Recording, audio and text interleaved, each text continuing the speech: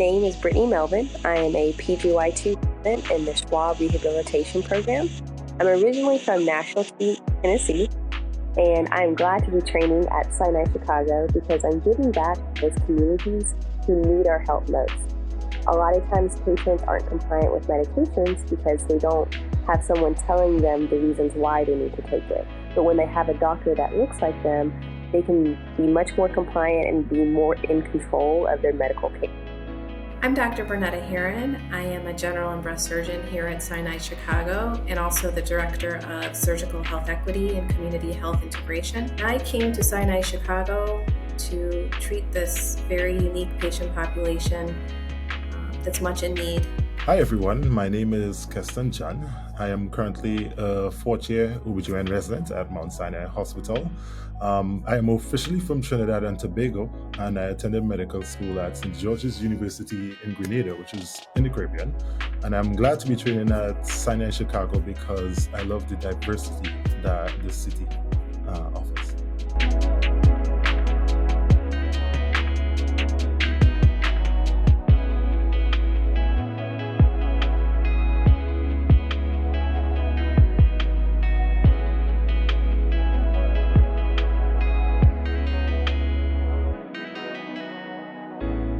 Some of the most common misconceptions about Black Americans is that they don't care about their medical care, that they don't take their hypertension medications and their diabetes medications simply because they do not care, when in actuality, no one has taken the time to explain to them the importance of taking their medications and what can happen if they don't take them.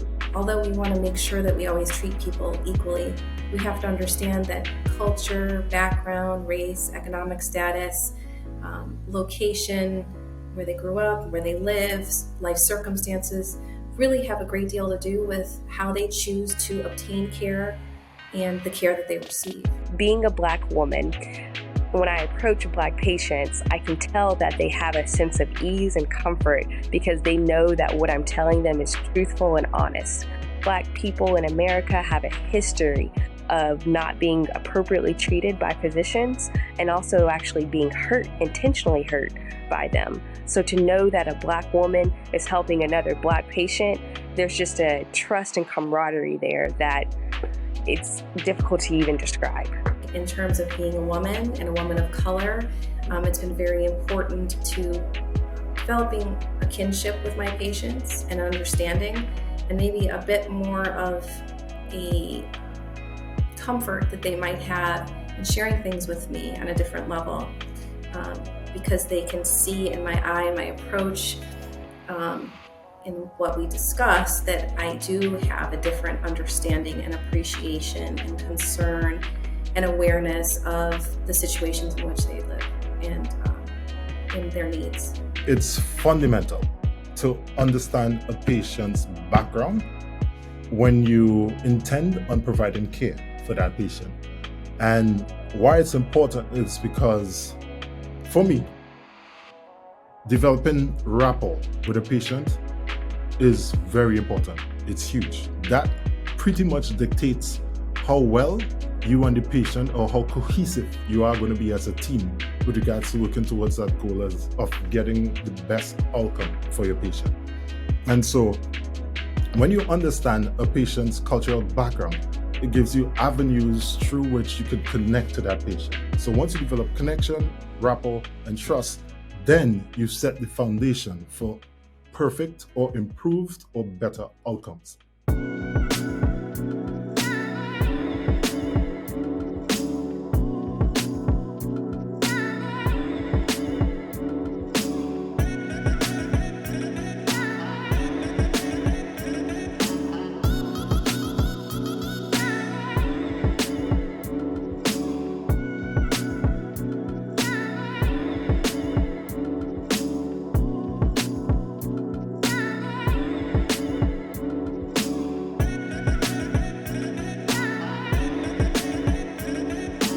What really surprised me was coming from a country where we have our own challenges with being limited with regards to resources and being limited in regards to what we could provide for our patients. I never expected to see some of those limitations in the US.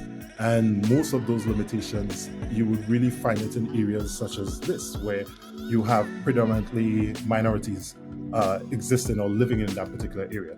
And so what really surprised me was that in an affluent country, first world country like America, there are still areas that have social determinants of health, but are still really underserved and still can't access certain aspects of healthcare. I grew up in a community similar to Lawndale. We had a big, huge university hospital within a mile of where I lived, and people didn't access it because they didn't think that they had a right to access it. They have a right to understand and be educated about their conditions. It's 2023, no matter who you are or where you come from.